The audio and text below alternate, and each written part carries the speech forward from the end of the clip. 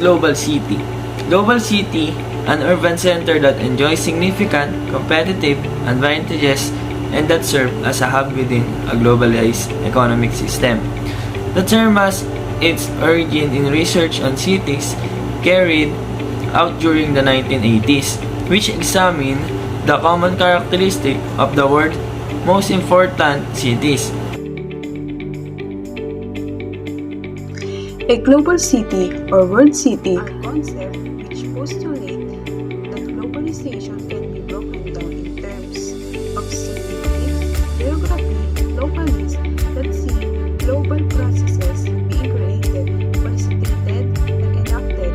The most complex of those entities is the global city, where the linkage when a city have a direct and tangible effect on global affairs through more than just socio-economic means with influence in terms of culture or policy.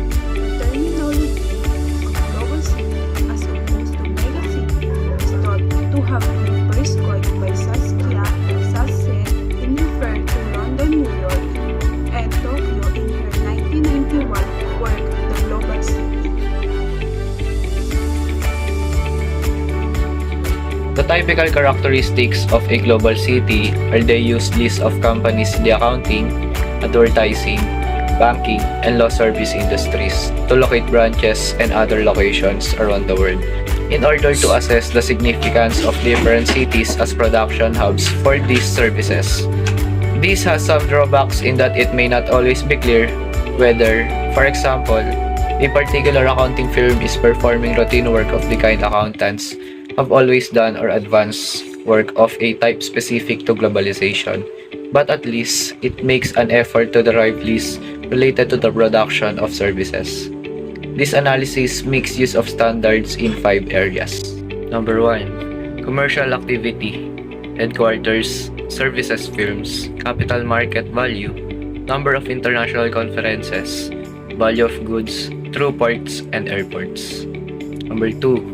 Human resources, size of foreign-born population, quality of universities, number of international schools, international student population, number of residents with college degrees. Number 3. Information exchange, number of international news, internet presence, accessibility of major TV news channels, censorship, and broadband subscriber rate. Number 4. Cultural encounter, number of sporting events, museums, performing arts venues, culinary establishments, international visitors, and sister city relationship. Number 5. Political participation, the number of embassies and consulates, international organizations, and political conferences. Aside from that 5 characteristics, here's the other information about global cities. They have tourist importance and are the usual venue for renowned international events. They can handle such a big event in the world like Miss Universe, FIBA World Cup, and Olympics. When they use telecommunication, they can communicate directly with customers, access the information they need anywhere and anytime, keep up with their market, and create resources and relationships that help them to stay competitive.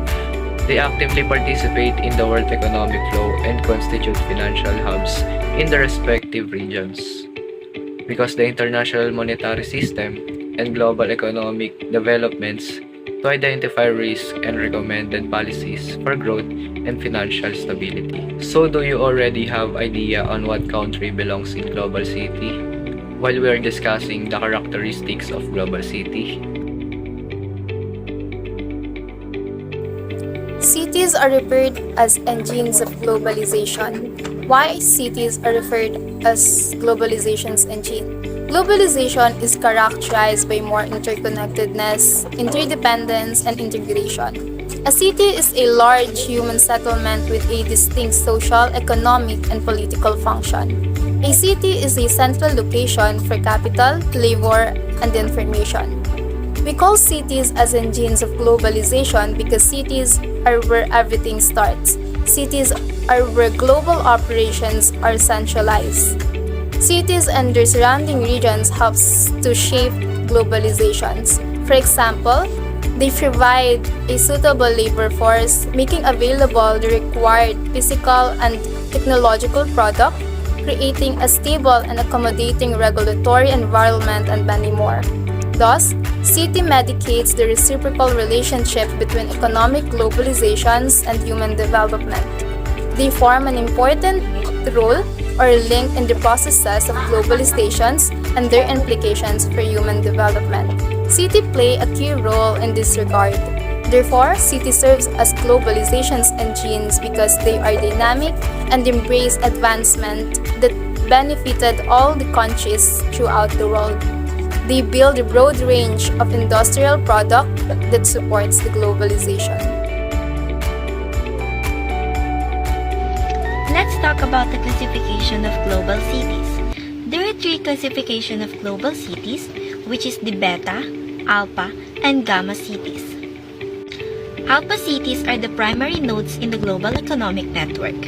Beta and gamma cities are smaller global cities that link economic regions to the World Wide Web.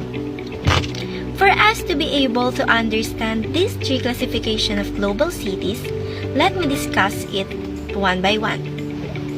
First is alpha cities. Alpha cities have tremendous economic, political, and social clout, and they are viewed as primary hubs for global industries in addition to centers of culture. Some examples of alpha cities are Paris, London, Tokyo, and New York City. Several characteristics are used to define an alpha city. The first is first-name familiarity around the world. For example, when someone says Paris, it is unnecessary to add the clarification that one is referring to the Paris in France because Paris is so well known.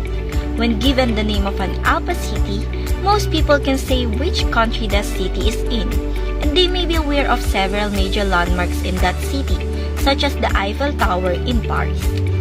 To be an alpha city, a city must have a well-serviced international airport along with hubs for trains, shipping, and trucking, and an extensive public transit system. The community of people in the city are diverse, with people from many nations, religions, and socioeconomic classes represented. Now let's proceed to the second classification of global cities, which is the beta cities. According to the Globalization and World Cities Research Network study, beta cities are those that do not yet accumulate the critical mass to rise as access of regional or international influence in the midst of the globalized panorama.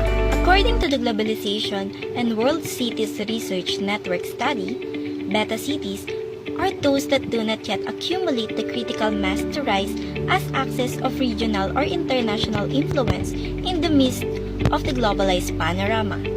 Some examples of beta cities are San Francisco, Singapore, Beijing, and Amsterdam, which play an important role in the global community but lack the power of their alpha veteran. This means that they are in transition towards globalization, but that they are highly industrialized cities with a large population, a significant state or national presence.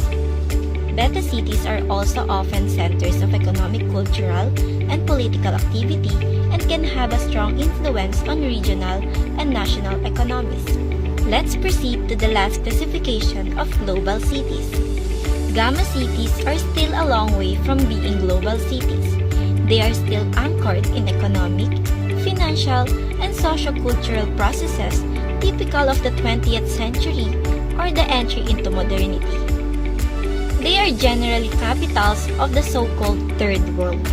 Although they are important urban centers, they are not really key pieces of the global economy, nor do they participate too much in events of international magnitude, nor do they have a notorious cultural influence on the region. Some examples of gamma cities are Providence, Rhode Island, Richmond, Virginia, Spokane, Washington, Des Moines, Iowa, and Grand Rapids, Michigan. Those may be important regional centers, but they do not have the same level of economic, cultural, or political influence as alpha or beta cities. They also may be centers of industry, and commerce, but they are not as significant as the higher-ranked cities. Let's talk about some examples of global cities in other countries and in the Philippines. Let's talk about first the global cities in other countries. Here are the 3 examples from the global cities. First, in Toronto. Second, in London. And lastly, in Tokyo. They are chosen to be diverse enough so that you can see the differences in geophysical characteristics, climate, buildings, land use, urban design, transportation network, and social interaction. Now, let's proceed to global cities in the Philippines. First, in Manila. Second, in Mexico City. Lastly, in Madrid. They are considered the world's original set of global cities because Manila's commercial network were the first to extend across the Pacific Ocean and connect Asia with the Spanish Americas. When this was accomplished, it marked the first in world history that an uninterrupted chain of trade routes circling the planet had been established. Manila is the second most natural disaster afflicted city in the world after Tokyo.